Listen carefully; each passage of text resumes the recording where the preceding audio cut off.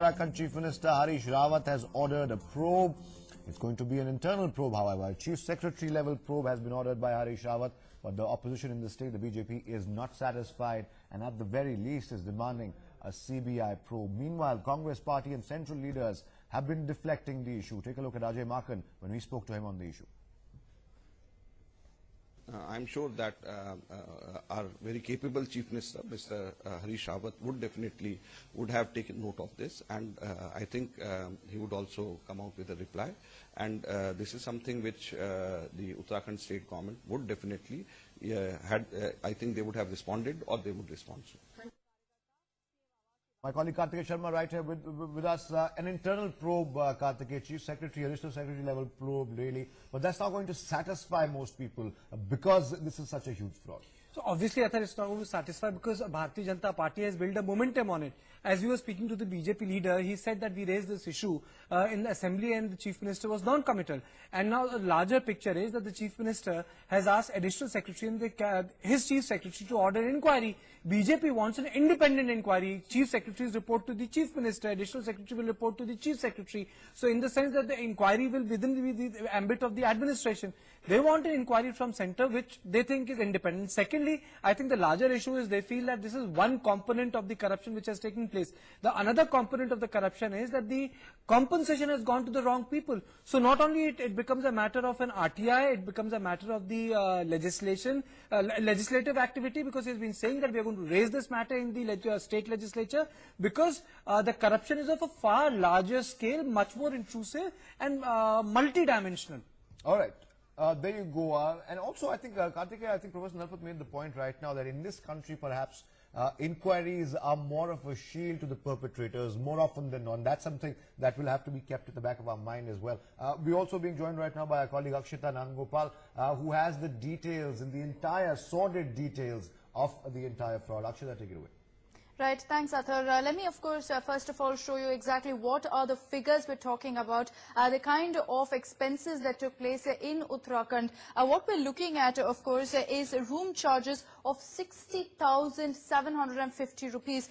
That number itself is enough to shock anybody, because we're talking about this kind of an expense for one person. He said to have stayed in Uttarakhand for about 8 to 9 days, and the bill has come up to a whopping 60,000 rupees. Besides that, of course, if you break down his expenses, break down the breakfast, lunch, dinner over those last few days, what you look at is a figure of 12,000 on each of those meals. So essentially over 1 lakh being spent on one person alone. Those are the numbers for you. No doubt it's very, very shocking. And also what we have to highlight at this point, Athar, is that it's not just in this case. It's not just one hotel, one person. We're looking at about 1 lakh being spent on each one of these bureaucrats who went to Uttarakhand. No doubt this particular scam runs to the tune of crores. And this is just the beginning. This is just the tip of the iceberg.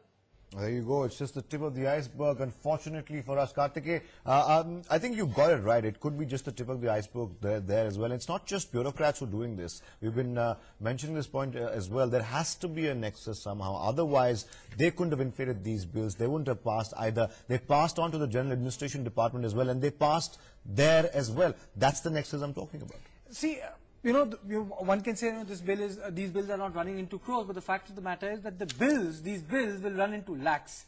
So what we have got is a component of it. Right. So these might be bills of 7,280 rupees or 60,000 rupees or 50,000 rupees, but there will be thousands of employees who were employed during relief operation, and which in turn will lead to crores and crores of pilfered money. And on top of it, which the BJP leader pointed out, that the compensation was paid to wrong people, and the matter was raised in assembly. So I think what is required is a thorough political audit as to how was the relief money spent. Did it reach the people who really suffered during the calamity? And what happened to the remaining funds of it? And how were the government employees who were pressed into service were actually paid by the government? Because if you see the bills which are flashing on our TV screens, they have all inflated the bills and pocketed the money. So if this is the case with 100 odd employees, but at that point of time more than 10,000 or 5,000 employees were being deployed, and they were not deployed for 2 days or 3 days. Most of the deployment took place for more than 15 days. The tragedy and the ability of the government to reach the spot was between 5 to 9 days. But then the rehabilitation which took place after relief, I think the work continued for 20 And I days. think there's another detail there as well, where some of these reports filed by these bureaucrats mention the fact that relief operations were over around 40 days before the ops even started. I mean, there's fabrication there as well. Now, this reflects less on the people who made this bill. It reflects more on the agency to whom the bill was submitted, which goes on to show that there was no proper audit being done by the Uttarakhand government. You know, if someone does corruption, then the audit department should be able to catch that person. So the ability of the government to peer into it did not happen.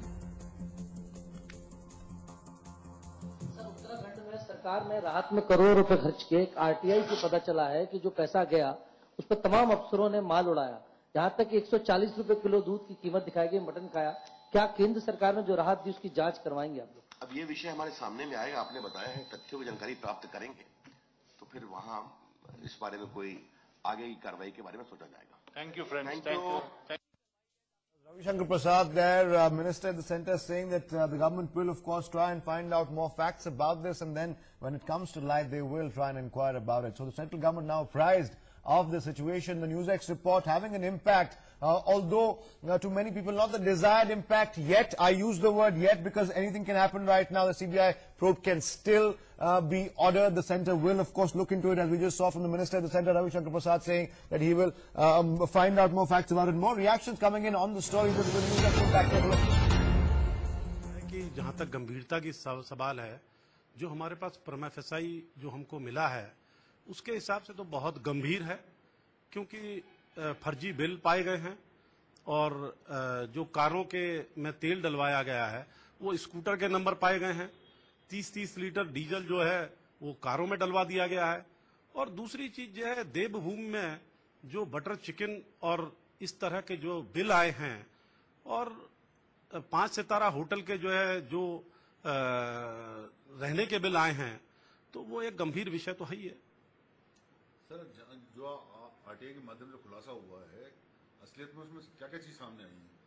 देखिए, जो हमारे पास सामने आई हैं वो तो एक तो आया है कि जो फर्जी बिल बने हैं कारों के, जो पेट्रोलों के, और जो 98 लाख रुपए का एक हेलीकॉप्टर का बिल आया है 4 दिन का, वो भी कोई हेलीकॉप्टर का नाम दे रखा है, बाकी नंबर नहीं है, किसको दे रखा है, किसको पेमेंट है, ये कोई चीज नहीं आई है। तीसरी चीज, जो भी कंस्ट्रक्शन के काम हुए हैं वो शुरू होने के बाद में हुए हैं, खत्म पहले हो गए हैं। ऐसे बहुत से बिल आए हैं। तो आपको क्या लगता है सर, ये जो खुलासा हुआ है, कितने पैसे का हेराफेरी इसमें हुई होगी? देखिए, ये तो जांच का विषय है और इसके बारे में तो एग्जैक्ट जो है डाटाज हमारे पास तो नहीं है, और ये जो है ऐसे ये तो सिर्फ राज्य सरकार ही दे सकती है आपको। सर, ये जो बिल फर्जी पाए गए हैं, ये जो सुविधाएं यूज की गई हैं, वो किनके द्वारा की गई है? कौन लोग थे? वो अफसर थे? कौन थे? ये उन्होंने बिल्कुल उसमें नहीं लिख रखा कुछ भी। किसी भी बिल में किसको कमरा अलॉट हुआ है, किसको दिया गया है, ये कहीं नहीं लिखा गया है। मतलब एक तरह से माना जाए कि टोटल मामला फर्जी है। अब ये तो देखिए जांच का विषय है। मैं फिर आपसे कह रहा हूं कि जय प्रमा फेसाई, चूंकि मैं क्रिमिनल लॉ जानता हूं, मुझे जो है प्रमा फेसाई जो है इसमें बहुत बड़ा घोटाला लग रहा है, और वो ये जांच का विषय है। ये बहुत बड़ी जांच इसमें होनी चाहिए। कोई आपने किस तरह की जांच की सिफारिश अपनी उसमें की है? देखिए, ऐसा है कि जब शिकायतकर्ता ने एक आपत्ति करी है कि इसमें बहुत बड़े बड़े अधिकारी इसमें शामिल हैं और बहुत बड़े बड़े रसूखदार लोग इसमें शामिल हैं, इसलिए इसकी केंद्रीय जांच ब्यूरो से जांच कराई जाए। तो वो हमने जो माननीय मुख्यमंत्री जी के लिए रिकमेंड कर दिया है। सर, कुछ चेक के भी मामला है कि 2-2 बार 3-3 बार बहुत से केसेस ऐसे आए हैं कि एक ही व्यक्ति को 2-2, 3-3 बार चेक दिए गए हैं। काम के लिए भी आया है कि जो काम शुरू नहीं हुआ उसको खत्म दिखाते हैं, वो तो पहले से ही कर दिया गया है। वो तो जो ऐसा है कि जो काम शुरू हुआ है नहीं हुआ, ये तो जांच का विषय है। लेकिन उन्होंने जो प्रमा फेसाई दिखाई है कि 12 दिसंबर को कोई जो है काम शुरू हुआ है, 12 दिसंबर 2014 को या 2013 को, लेकिन वो खत्म जो है पहले ही हो गया, 3 महीने पहले ही। मतलब कुल मिला के माना जाए कि आपदा राहत के नाम पर बहुत बड़ी हेराफेरी घोटाला हुआ है उत्तराखंड में। बहुत बड़ा घोटाला है, ये बहुत बड़ा घोटाला है।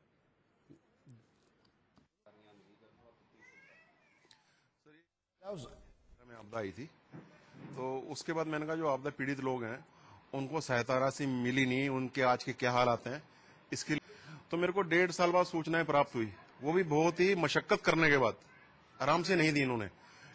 माननीय सूचना आयुक्त अनिल शर्मा जी ने के कड़े रुख के बाद उनके प्रयासों से ये सूचनाएं मेरे को प्राप्त हुई और बहुत ही चुकाने वाली थी। सर क्या क्या सूचना है? सर एक तो मेन है, वहां लोगों पे खाने के लिए रोटी तक नहीं थी, एक ग्राही तक नहीं थी खाने की, और वहां डेली मटन, चिकन, अंडे, आमलेट, गुलाब जामुन और मिठाइयां तक खाई गई हैं वहां पे लगातार सर, कॉन्टिन्यूस। और अधिकारियों के होटल में एक दिन के रहने का एक जगह होटल का बिल दिया है 6,750 रुपए एक कमरे का, एक आदमी का, और खाने का बिल दिया है 900 रुपए पर डे का, 250 रुपए ब्रेकफास्ट के, 300 रुपए लंच के और 350 रुपए डिनर के।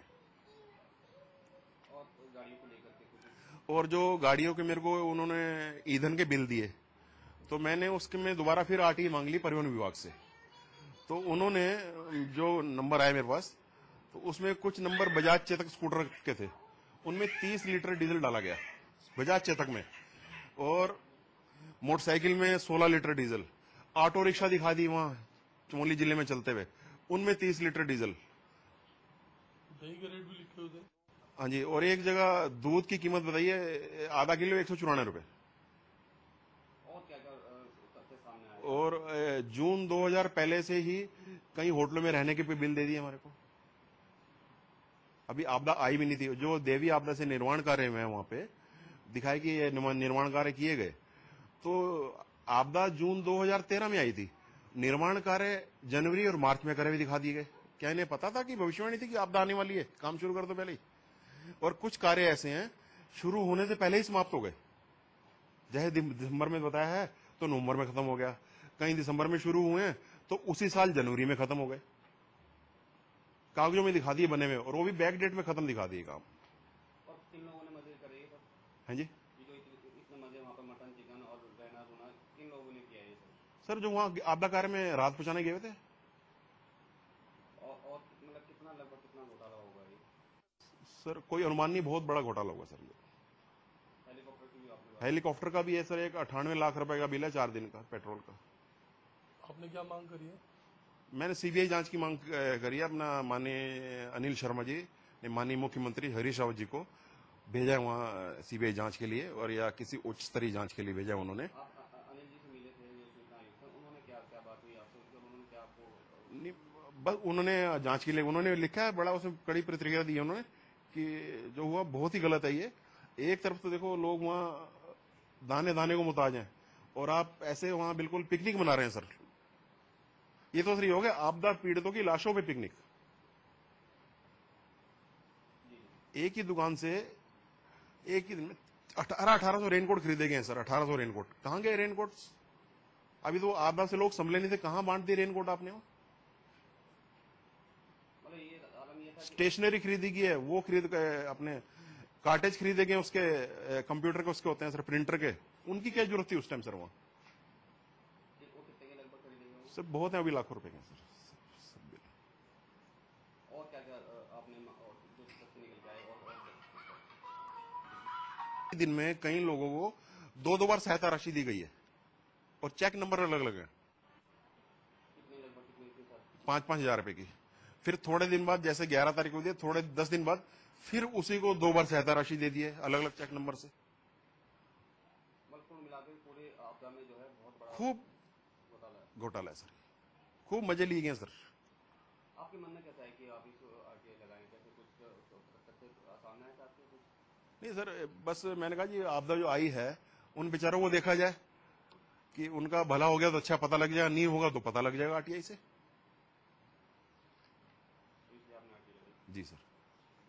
ये सिस्टर भी उत्तरकाशी रहती हैं, तो उनके जो एक होटल गिरता दिखा रहे थे टीवी में, उनके घर के सामने ही है। तो उन्होंने बताया कि यहाँ जो ये आपदा टीवी में आ रहा था कि इतनी राशि बांटी या बांटा, कह रहे ऐसा कुछ नहीं हुआ, लोग भूख से मर रहे थे, टेंट तक नहीं थे रहने के लिए उनपे। तो ये जो फूड के पैकेट्स वगैरह गए, इसमें सब में जो लोगों के लिए खाने के लिए कहाँ गए होंगे सर? वो गए होंगे तो बांटे नहीं होंगे, वो अपना होटलों में खाने में मस्ते, बांटेगा कौन वहां उनको? कहीं ईंधन के बिल तो मेरे को उन्होंने आपदा से पहले के भी दे दिए। ईंधन के बिल कहीं आपदा आने से पहले के भी दे रखे हैं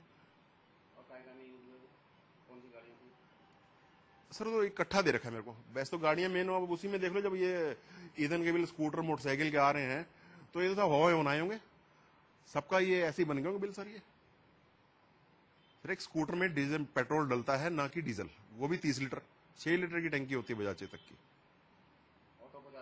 ऑटो पहुंचा दिया वहां, ऑटो नहीं चलता सर। जो जानकारियां प्राप्त हुई, किस तरह के बिल आपको प्राप्त हुए? सर मटन चिकन के बिल हैं सारे मेरे पास, होटलों के खाने के रोज के हजारों रुपए के बिल हैं रोज के खाने के, मटन चिकन, मटर पनीर, गुलाब जामुन, कोल्ड ड्रिंक्स। सभी अधिकारियों ने खाए? वो तो नाम थोड़ी उनका कि इन्होंने खाए सर, वो लेकिन मिले आपको आरटीआई में? आरटीआई में सब मिले सर, आपदा के दौरान हर चीज के प्रमाण सहित बिल दिए उन्होंने मेरे को।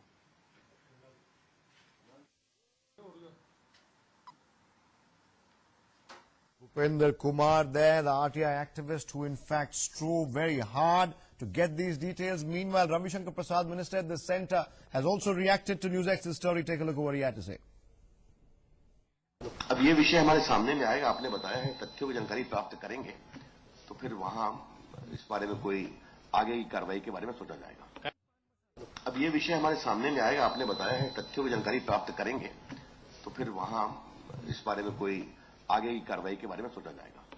Let's go across to our colleagues Nikunj and Molly, both with us on the story right now. Molly, to you first.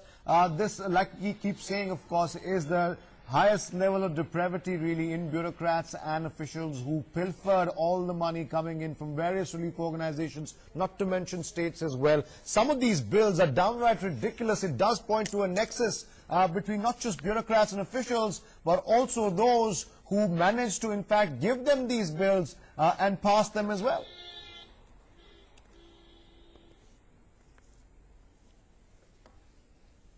Absolutely, Athar. It is a nexus, a downright one, and these inflated bills that were given off to these officials, of course, those behind these inflated bills, those who actually made those bills for these officials also need to be questioned because they're in a way conniving with these officials to actually mock at the tragedy that state was reeling under. The state officials, of course, instead of choosing humanity to actually assist those people who were in fact desperate for help, in fact chose corruption and chose to actually splurge the same amount of money that could have been in fact used. And remember, Athar, many of those people are still missing. So what would the families of those who actually even unfortunately lost their lives in that tragedy be thinking? And those who were in fact waiting for days for help. Right, and Molly, many questions, of course, including the ones you just asked there on with us right now. We, of course, are getting more reactions on this story, and Ravi Shankar is the man who passed that 12-page order. Take a look at what he had to say, then we have more reactions. समाचार पत्रों के माध्यम से हमें इसके बारे में ज्ञात हुआ और आज माननीय मुख्यमंत्री जी ने मुझे निर्देशित किया है कि वो इस विषय पर जो आरटीआई के आयुक्त की ओर से शासन को पत्र भेजा गया है उसके बारे में मुख्य सचिव की ओर से प्रारंभिक जांच करें और जब मेरे पास ये कागजात आ जाएगी तो उस पर अग्रतर कार्रवाई मैं संपादित करूंगा जैसे माननीय मुख्यमंत्री जी ने निर्देशित किया है।